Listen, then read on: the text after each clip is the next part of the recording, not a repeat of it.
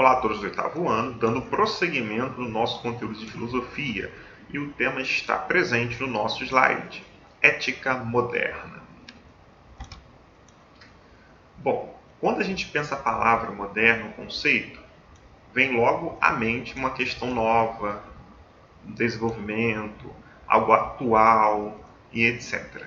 Porém, historicamente falando e também de forma filosófica, moderna, ou idade moderna, ou era moderna, isso tem a ver com o período que a humanidade passou. Não significa que quem viveu nesse período se falava, eu sou moderno. Ou, de repente, o cara que vivia na Idade Média falava, eu sou da Idade Média. Não. E isso foram os intelectuais que fizeram, a fim que a gente possa entender um pouco mais e melhor cada período histórico que a humanidade passou. Então, é só uma divisão mesmo de compreensão, para compreendermos melhor. Então, moderno tem a ver com um período ali que a Europa viveu, século XVI, XV, XVI, XVII, até ali o século XVIII. E, logicamente, que vivemos também, porque os europeus portugueses chegaram aqui por volta aí do século XV e XVI no Brasil. Então, também vivemos esse período. Bom, porém antes dessa Idade Moderna ou dessa Era Moderna, era um período chamado de Idade Média. 1000 anos ali que os europeus passaram. No nosso caso brasileiro, não passamos por essa Idade Média, e sim os europeus que nos colonizaram, no caso os portugueses, eles passaram por isso. Então, a história do pensamento na Idade Média, ela é dividida em 3 fases. A primeira fase é a patrística, ou seja, ali os pais da igreja, que eram teólogos e filósofos, buscavam explicar questões relacionadas à espiritualidade. Aí entra Santo Agostinho, Tertuliano e etc. Por isso que é patrística. Né? Eram filósofos, mas tinham um pensamento muito mais voltado para a teologia, ou seja, para a religião, do que propriamente para a razão. A segunda fase é a escolástica. A gente tem Tomás de Aquino, que diz o seguinte: a fé e a razão, elas podem ser complementares, elas podem ser usadas a fim que a gente venha compreender as coisas. Uma não anula a outra. A pessoa pode ter fé e pode se utilizar da sua razão. E por fim, esse renascimento cultural, que aí sim buscava mesmo questões e explicações racionais, humanistas para todas as coisas. Então, isso começou nas artes, nas pinturas, e depois foi para a filosofia e foi expandindo assim nas áreas das ciências. Então, para ficar claro, esses renascentistas, ou seja, esses intelectuais, esses artistas, eles não eram contra a religião. Porém, eles queriam explicações humanizadas sobre as coisas. Esse renascimento humanizou o divino e divinizou o humano. Ou seja, eles continuaram pintando sobre obras religiosas, porém colocando o ser humano como um centro de todas as coisas, de todas as explicações deveriam passar pelo ser humano e não pela religião, mesmo eles sendo religiosos. Eles assim fizeram. Então esses pensamentos contribuíram muito para o desenvolvimento da ciência. Vamos lá. Algumas características do Renascimento, desse pensamento filosófico que surgiu aí. Bom, primeiro, já falei anteriormente, eles queriam o ser humano como centro do universo. Todas as explicações deveriam passar pelas vontades, pelos anseios, pelo querer do ser humano, e não pela religião. Então eles começaram a criar artisticamente quadros, esculturas, que viessem retratar, mostrar o ser humano assim no seu estado natural, aquilo que seria para eles o mais belo do ser humano. E muitos desses artistas, eles foram contratados pelos mecenas. Quem eram os mecenas? Eram os burgueses que investiam na arte. Eles financiavam, eles emprestavam dinheiro a fim que essas artes viessem a ser desenvolvidas e até mesmo para tê-las em casa, um quadro, uma escultura e etc. Só para a gente lembrar, esse período da Idade Média era muito concentrado nas explicações religiosas para todas as coisas. Então, inicialmente, a Igreja Católica não gostou dessas ideias, porque passava a dar mais atenção aos seres humanos, no sentido de que colocava Deus em segundo plano. Então, os líderes religiosos católicos, eles tiveram grande preocupação com isso, mas posteriormente, com o desenvolvimento que aconteceu, eles também se tornaram mecenas. Eles investiram nas próprias artes, financiaram as próprias artes, porque contribuiu para o avanço da humanidade. Mas, inicialmente, algumas pessoas tiveram que negar os seus ensinamentos, como o caso de Galileu Galilei, senão ele poderia ser punido com a morte. Segunda característica, a valorização das culturas da antiguidade clássica. Por isso que vem o nome Renascimento, né? Era uma ideia de nascer de novo.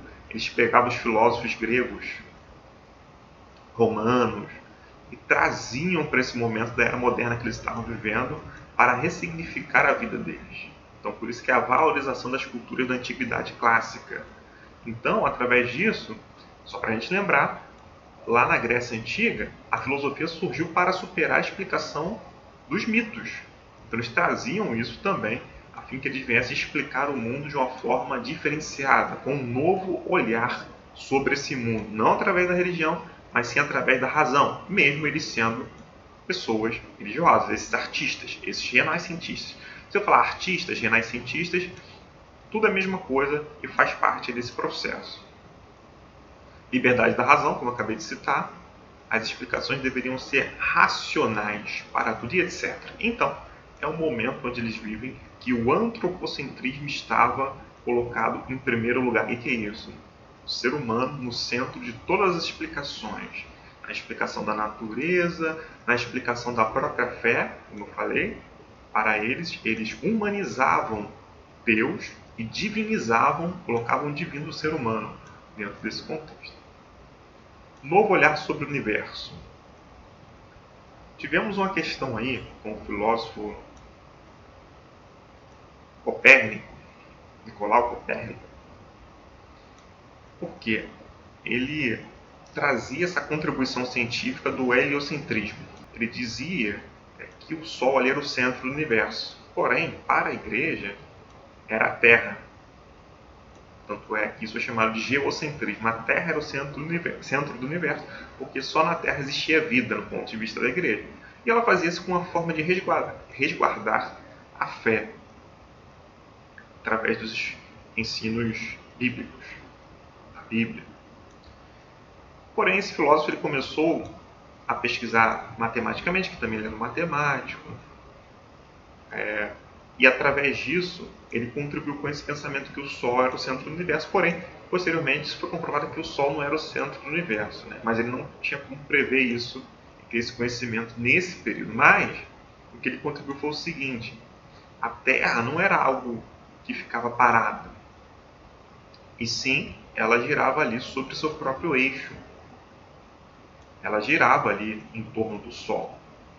Então isso aí foi uma grande contribuição, porque até então para a Igreja era o Sol que se movia e a Terra ficava parada. Aí eu coloquei uma grande frase dele, Nicolau Copérnico, que além de ser matemático e filósofo, era astrônomo também. A sabedoria da natureza é tal que não produz nada de supérfluo ou inútil. Isso quer dizer o quê? Tudo aquilo que existe no mundo tem uma utilidade. Insetos, algumas plantas que para a gente são sem valor às vezes, têm uma utilidade. As pragas urbanas, ratos, baratas, enfim, tudo tem uma utilidade. E ele teve essa compreensão ao falar essa frase: a sabedoria da natureza é tal que não produz nada de supérfluo, ou seja, nada que não tem valor ou inútil. Tudo que existe no mundo, nesse sentido, fauna e flora, tem valor e tem uma explicação e tem uma funcionalidade. Bom, então nessa era moderna houve o desenvolvimento das ciências, anatomia, o estudo do corpo humano. A Igreja também ela proibia esse estudo porque para ela o corpo humano era sagrado, de modo que muitos cientistas tinham que roubar corpos nos cemitérios a fim que eles viessem estudar, fazer a dissecação de cadáveres. O que é isso? Através dessa observação, muitas coisas foram descobertas, como o funcionamento do organismo, da fisiologia humana, eles buscaram compreender através disso. Então, posteriormente, a igreja reconheceu, logicamente, que existia sim um progresso com isso. Aí permitiu esse estudo, mas inicialmente era-se proibido estudar o corpo humano, e foi assim, através de roubos de cadáveres, que eles começaram a pesquisar a anatomia, o corpo humano. A botânica se desenvolveu, o estudo aí da flora, a zoologia, o estudo dos animais, etc. Tudo a partir desses pensamentos mais racionais. Lembrando, eram pessoas religiosas que estavam a fim de entender o mundo através da razão. Os renascentistas eram essas pessoas. Bom, houve um meio de divulgação, que foi a prensa, que foi até uma invenção chinesa, e no século XV ela foi desenvolvida na Europa. Isso ajudava na agilidade de produção de livros. Prensava os livros e saíam assim escritos. Porque antes, nessa Idade Média, nesses 1000 anos que a Igreja Católica tinha o controle do conhecimento, os livros eram produzidos de forma manuscrita. Os monges, os religiosos que escreviam cada coisa, cada página da Bíblia, da filosofia, de livros de filosofia, etc. Mas com a prensa agora vai ter uma agilidade. E tendo muitos livros, esses livros vão se tornar mais baratos. E o processo de alfabetização vai começar a acontecer. Então eles vão ter acesso, essa população vai ter acesso a esses livros, e essas ideias vão mudar o mundo. Só para a gente lembrar, mudança de mentalidade não acontece da noite para o dia. Por isso que é o tema da aula, ética moderna. Era o pensamento, era o conjunto de regras que essas pessoas pensavam. A mudança de mentalidade, de pensamento, ela não ocorre da noite para o dia, e sim através de um processo lento, de degraus e degraus. Esse renascimento teve início na Itália e logo se espalhou para todas as regiões ali da Europa. Coloquei uma obra de arte aí. Aí no caso seria uma aula de secação de cadáver.